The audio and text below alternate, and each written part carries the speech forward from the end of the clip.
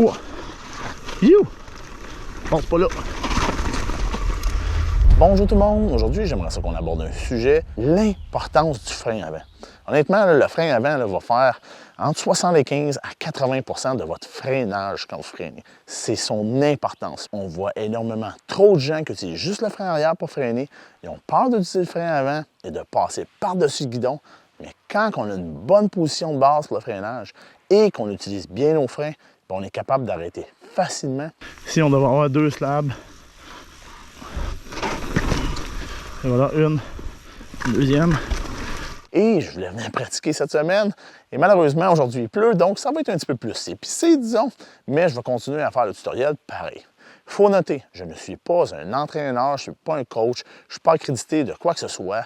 Je vous partage mon expérience et également qu'est-ce qui m'a permis de m'améliorer. Ici, on a encore une slab mouillée. On veut faire très attention à nos freinages. Pourquoi je veux parler du freinage? Bien, le freinage, c'est un élément très important en mountain bike. C'est un skill primordial pour, un, se garder en vie, parce que c'est un sport dangereux quand même, on ne se le cachera pas. Et deux, c'est en maîtrisant le freinage qu'on va apprendre à rider mieux et plus sécuritairement. L'exemple pour la sécurité, c'est la suivante. Je m'en viens, je prends un virage, je tourne, je m'en vais sur des racines off-camber, c'est mouillé. Soit que j'ai assez de skills et de maîtrise de mon freinage pour comprendre que j'ai freiné assez avant et que je peux freiner après les racines et j'y vais, pas de frein, donc je garde ma traction, ou soit que je freine ces racines et là, je m'en vais embrasser le plancher. C'est bien mouillé, ça tourne ici en plus. Et voilà. Un élément qu'il faut noter pour le freinage, OK? On va y aller avec une charte là, entre mes deux mains. Donc ici, j'ai freinage à 100%, puis ici, j'ai traction à 100%. Plus je freine, plus ma traction baisse également. Donc, si je freine à 50%, ma traction va être à 50%. Mais si je ne freine pas, ma traction va être à 100%. Donc, plus je freine, plus ma traction diminue également. Donc, si mon freinage est rendu à 100%, ma traction est rendue à 0%. Ça, c'est juste la logique de la conduite. Je le sais, c'est pas facile. On arrive à un obstacle qui nous fait peur, qui nous intimide, et le premier réflexe, c'est que, boum, on frappe les freins. Je sais, j'ai eu le même réflexe l'an passé quand j'ai essayé le 3e saut dans la sauterie et au mont SM, et j'en ai quasiment payé le prix assez chèrement, tellement que j'ai juste clearé le casing pad, et disons que dans les airs, j'ai eu peur.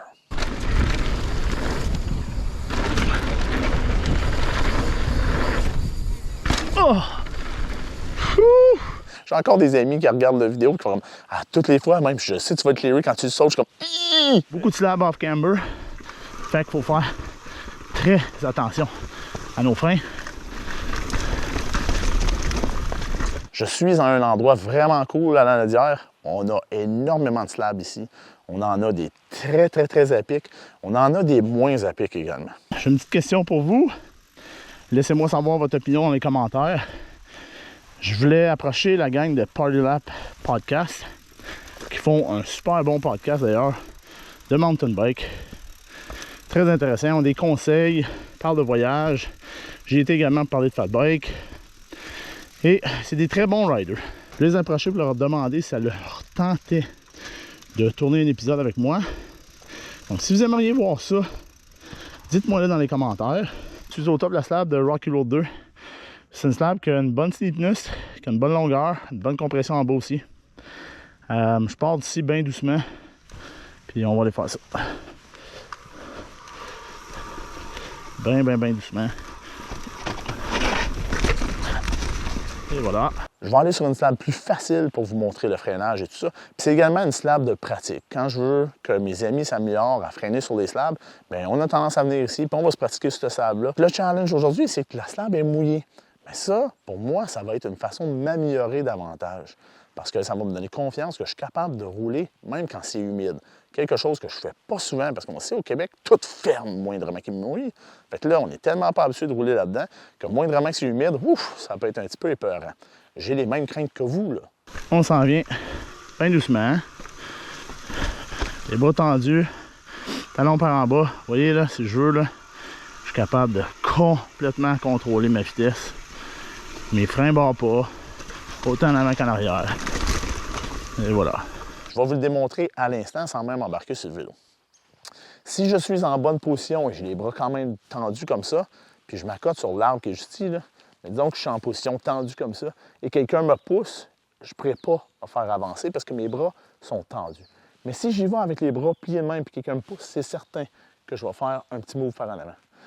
Fait que quand vous arrivez en terrain technique, puis que là, vous avez peur, puis vous freinez fort, puis vous freinez quand même du frein avant, puis que ça fait ça de même vers votre guidon, c'est parce que votre position de freinage n'était pas bonne. C'est aussi simple que ça. C'est même que vous allez pouvoir vous reconnaître le flag de l'erreur que vous faites. L'important, bonne position. Ce qui est fun pendant que je filme cette vidéo-là, c'est que je suis en train de faire le bed-in de mes freins. Là, je vais m'emmener ici, bien doucement. Si je vais turner in, puis vous voyez là, même si mes pneus sont pleins de boue, je suis capable de contrôler ma vitesse. Moi, je vais juste sauter par de sa petite bosse là. Boum. Maintenant, je vais vous montrer un passage plus à la vitesse standard.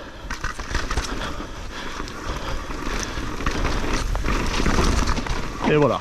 C'est mon vélo pour la série Tour de chaise. Donc, les tournages vont commencer sous peu. On va souhaiter une belle météo parce que c'est pas facile. On est 4 personnes. C'est des horaires complexes à gérer pour nous permettre de filmer ce qu'on a en tête. Je me souviens juste qu'il y a une coupe de lignes comme ça ici. Il faut faire attention où est-ce qu'on pointe la roue. Faut pas se faire attraper. C'est aussi, me semble. Il faut faire attention où est-ce qu'on pointe la roue. Et voilà. My God, qu'un bike de DH, ça bouffe le terrain. On peut y aller vite, mais on peut y aller doucement aussi, juste approcher. Puis là, si on se lâche. Youhou! Là, ben, il y a 2 lignes. On peut y aller de même ici. Là, ici, normalement, on se laisse aller. Mais vu que la slab est mouillée, puis que le bois est mouillé, je vais y aller doucement. On gelait le double pareil. Et on peut y aller bien relax. Ou on peut y aller full pin. Ça dépend comment est-ce qu'on veut aller. Tout ça va bien. Ouah! Youh! Ouais, c'est glissant. Et là ici, je vois pas bien ce qui s'en vient. Pour gérer les freins. Vous voyez en ce moment, je ne touche pas aux freins. Off camber, glissant. On touche plus au frein parce que sinon on va se retrouver au plancher. Et voilà ce qui conclut les conseils que je peux vous donner sur le freinage et l'importance du frein avant. J'ai fait une vidéo l'an passé sur le freinage et j'ai un exercice dedans que je vous conseille, puis je vous conseille de le faire également. Si vous n'êtes pas confortable sur une slab ou des sections rocheuses, des choses de même, allez sur une côte de gazon. Mettez-vous 2 cônes et essayez de freiner sans pédaler avant. Trouvez-vous un point de départ sans pédale, on se place en position, on se prépare. À l'autre cône, on se met à freiner juste avec le frein arrière. Vous allez voir que la distance, ça vous prend à freiner. Okay? Puis il ne faut pas barrer la roue en arrière. Ensuite, on fait le même exercice, mais avec le frein avant seulement. Il ne faut pas le barrer non plus. Puis vous allez voir comment votre distance va changer. Et après ça, vous faites l'exercice une 3e fois, mais avec les 2 freins. Là, vous allez voir une différence également à votre freinage et votre contrôle. Quand on est rendu au freinage avec les 2, le frein avant et le frein arrière, bien c'est là qu'on va voir une grosse différence. Si vous voulez vous améliorer en freinage, pratiquez comme ça avec les cônes énormément et vous allez voir que vos distances nécessaires pour le freinage vont diminuer graduellement et quand même de façon importante. Et avec ça va venir plus de contrôle, plus de confiance et plus de sécurité pendant vos rides. Sur ce, on se voit sur les sentiers de vélo de montagne du Québec. Cheers!